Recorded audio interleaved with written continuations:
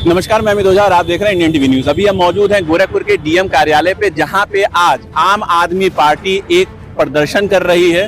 प्रदर्शन किस चीज को लेकर है, अगर हम ना कहें तो ज्यादा ही बेहतर है, क्योंकि हमारे हाथ में माइक है और अगर यदि हम कुछ कहेंगे तो एक बार फिर से यही सवाल उठेगा कि हम सत्ता के विरोध में बोल रहे हैं। इसलिए जो आम आदमी पार्टी के जो जिला प्रभारी हमारे साथ मौजूद हैं, उनसे ही जानते हैं कि आखिर ये मसला है क्या।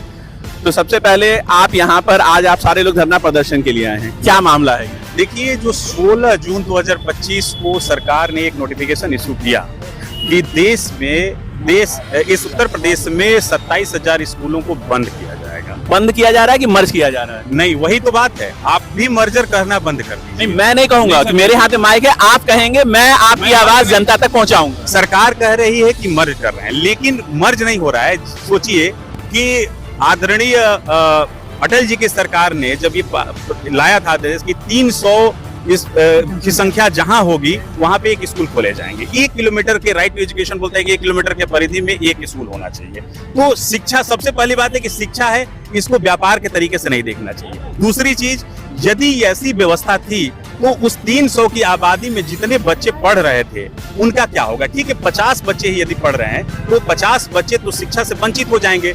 कोई बच्चा जो 5 साल, 6 साल या 7 साल की उम्र की होता है, वो बताइए कि गांव से जाके 4 किलोमीटर दूर पैदल जाके वो शिक्षा ग्रहण कर सकता है? नहीं कर सकता है। ये व्यवस्था तभी लागू हो सकती है, तभी परिकल्पित हो सकती है कि जब उसी गांव स्पेसिफिक में जब स्कूल होगा।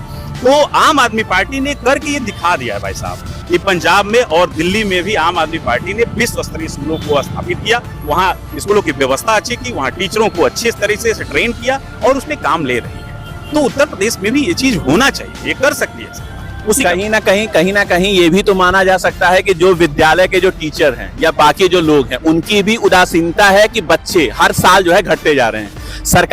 सरकार लगातार प्रयास करती है, स्कूल चलो अभियान चलता है, रैली निकाली जाती है कि बच्चे जो है स्कूल तक पहुंचे, लेकिन आखिर ऐसा क्या कारण है कि बच्चे जो है स्कूल तक नहीं पहुंच रहे हैं? देखिए, बच्चे क्यों नहीं स्कूल तक पहुंच रहे हैं, और ये एप्लीकेबल, जैसे आपने देखा कि अभी बायोमेट्रिक की बात हो रही थी, शिक्षकों ने विरोध किया। शिक्षकों ने विरोध किया। क्यों विरोध किया? मैं बता रहा हूं। अगर शिक्षक अपना काम सही से करते तो उनको इसका विरोध नहीं करना चाहिए ना। श्रीमान, जब नेता और देश के अफसर यदि अपना काम सही से करना शुरू कर देंगे, इस देश में एक भी जगह कहीं भी मिसलीड करने की बात नहीं होगी। विद्यालय का टाइम 7 बजे होता है, लेकिन यदि आप ईमानदारी से अगर आप 10 स्कूल पे सुबह पहुंचेंगे तो शिक्षक भले ये बहाना बनाए कि भाई हम 50 किलोमीटर दूर से आते हैं, लेकिन जो गांव के जो शिक्षा मित्र हैं वो 9 बजे तक विद्यालय नहीं पहुंचते। यार ऐसा एक नहीं, कई जो है नहीं पहुंचते। नहीं मानता हूं मैं आपकी बात की, यदि हो सकता है ऐसी बात यदि हो तो ये गलती किसकी है? सरकार क्यों नहीं ऐसी कोई व्यवस्था करती है कि वो 9 बजे? सरकार ने जब बायोमेट्रिक लेकर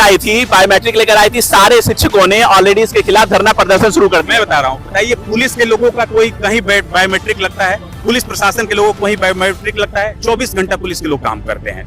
मेडिकल कॉलेज में लोग 24 घंटा काम करते हैं। बैंकों में लोग 24 घंटा, मतलब ऐसे जो उनका टेन्योर है, जो टाइम पीरियड है, उस पर काम करते हैं। शिक्षक यदि नहीं कर पा रहे हैं तो गलती किसकी है? ये सरकार की गलती है, सरकार का फेल्योरनेस है। सरकार यदि उस पर फेल्योर नहीं रहती तो ये चीजें नहीं होती। और समाज में इसका मतलब ये नहीं है कि शिक्षा यदि टाइम से नहीं जा रहे हैं, नहीं करे तो उसमें अंकुश लगाइए, उस पर कंट्रोल करिए। सरकार अपनी ही व्यवस्था में फेल होती हुई दिख रही है, तो निश्चित रूप से कहीं ना कहीं मैं टीचर्स की गलती नहीं मानता। हो सकता है कमियां सिस्टम में हो सकती हैं, लेकिन सरकार को उस पर अपना शिकंजा मजबूत करना चाहिए, उसको मजबूती से फॉलो कराने की बात करनी। हमारे साथ जिला अध्यक्ष जो है विजय श्रीवास्तव जी मौजूद हैं, उनसे भी जानेंगे। लेकिन श्रीवास्तव जी, जब आप थोड़ा सा बयान देते हैं तो कहीं ना कहीं वो भाषण में बदल जाता है, तो हम अनुरोध करेंगे कि इसको थोड़ा बयान में ही रहे, ये भाषणबाजी में ना बदले।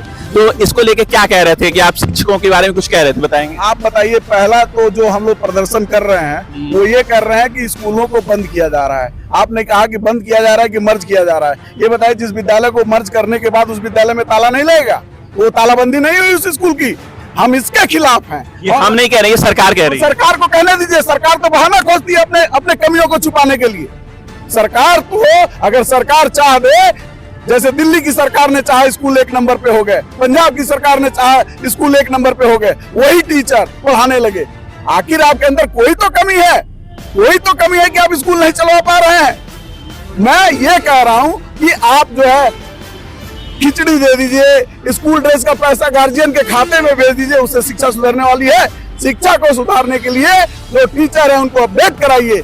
अगर एक भी बच्चा पढ़ने वाला है तो उसको वहां पे पढ़ने का अधिकार दीजिए, ना कि आप स्कूलों को बंद करिए। हमारा विरोध सिर्फ इस पे है। क्या होता है, क्या मर्ज होता है, ये मैं नहीं जानता हूँ। जो स्कूल मर्ज हो रहा है या बंद हो रहा है, उस पे ताला बंद हो रहा है, हम इसके खिलाफ हैं। और आपने दिल्ली की बात की, पंजाब की बात की, तो क्या दिल्ली और पंजाब में, जैसा आप कह रहे हैं कि आम आदमी पार्टी ने वहां पे शिक्षा का स्तर सुधारा, तो क्या वहां पे जो सरकारी स्कूल है वहां बच्चों को मिड डे दिया जाता है कि नहीं दिया जाता? मैंने क्या कहा, आप ये सेकेंडरी चीजें हैं, पहले आप शिक्षा का स्तर सुधारिए, उसके बाद आप सब व्यवस्था दीजिए। वहां पे इंफ्रास्ट्रक्चर सही हुआ, विश्व स्तरीय टॉयलेट की सुविधा पे भाजपा ने कह दिया कि आप इसे भ्रष्टाचार कहते हैं, जबकि ये खुद भ्रष्टाचारी और भ्रष्टाचार में आकंठ डूबे हुए हैं। ये लोग शिक्षा को ही तो भ्रष्ट। अगर आप जागरूक हो जाएंगे, पढ़ लिख लेंगे, तो आप अपना अधिकार मांगेंगे। और ये जो सरकार है अनपढ़ों की, ये चाहती है कि यहाँ का बच्चा, यहाँ का युवा अनपढ़ रहे। इन्होंने शिक्षा की व्यवस्था को न्यू एजुकेशन पॉलिसी के नाम पे प्राइमरी से लेकर के स्नातक तक की शिक्षा को ध्वस्त कर दिया है। और ये लोग चाहते ही नहीं है कि हमारे देश का युवा पढ़े।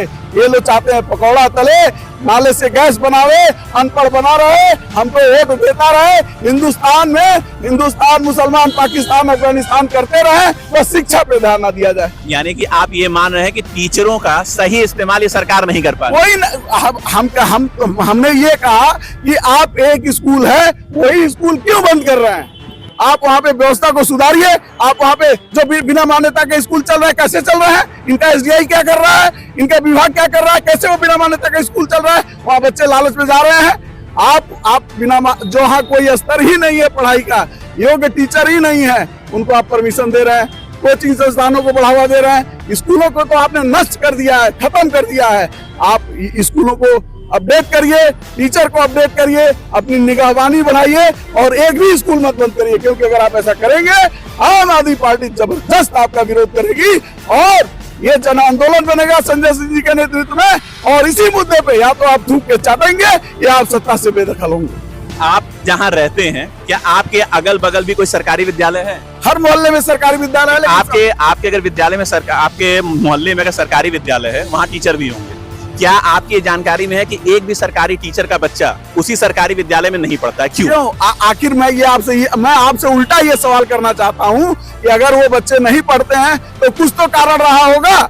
यानी कि टीचरों को वहाँ पे अपनी पढ़ाई पे यकीन नहीं, सबको अपनी पढ़ाई पे यकीन है। अपने बच्चों को वो प्राइवेट स्कूलों में क्यों भेजते हैं? लेकिन इसका कारण मैं आपको बता रहा हूँ कि जब आप इंफ्रास्ट्रक्चर, आप नाले के किनारे गंदगी में बच्चों को बैठा के पढ़ाएंगे। अब मैं कह तो रहा हूँ ये सरकार का फेल्योर है। जहाँ पे अच्छे स्कूल है, जहाँ पे अच्छे स्कूल है, जहाँ पे एक दो भी अगर अच्छे स्कूल हैं, उत्तर प्रदेश में आप एक भी विद्यालय बता दीजिए जो दिल्ली के कैटेगरी मॉडल स्कूल है, जहाँ पे इंफ्रास्ट्रक्चर है, वहाँ के मॉडल स्कूल लिखने से मॉडल नहीं हो जाएगा। मॉडल स्कूल के अंदर के शौचालय साफ होने चाहिए, वहाँ के डेस्क बेंच होने चाहिए, वहाँ पे इंफ्रास्ट्रक्चर होना चाहिए, पढ़ने का साधन। किताबें नहीं पहुँच पा रही है इनकी सरकार में। आप क्या बात करते हैं? किताबें नहीं समय से पहुँच पा रही है इनकी सरकार में। कैसे होगा ये?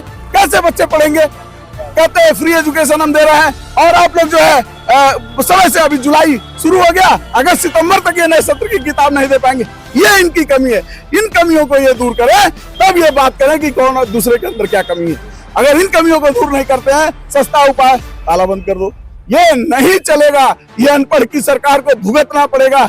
जनता का आह लगेगा, गरीबों के बच्चों का आह लगेगा, और इनको सत्ता से बेदखल होना पड़ेगा। कब तक करेंगे आप ये लड़ाई? आपकी कब तक चलेगी? जब तक ये अध्यादेश वापस न ले लें, या जब तक इस अध्यादेश को ये थूक के चाट न ले लें, तब तक हमारा आंदोलन चलता रहेगा। आम आदमी का ये कहना है कि जब तक अध्यादेश वापस नहीं होता है, जब तक या फिर अपने फैसले को वापस नहीं लेते हैं, तब तक ये आंदोलन चलता रहेगा। अब ये आंदोलन कब तक चलेगा ये तो वक्त बताएगा, लेकिन स्कूलों की जो वास्तविक सच्चाई है वो भी हम अपने चैनल के माध्यम से अपने दर्शकों को जरूर दिखाएंगे। गोरखपुर से इंडियन टीवी न्यूज के लिए अमित ओझा की रिपोर्ट।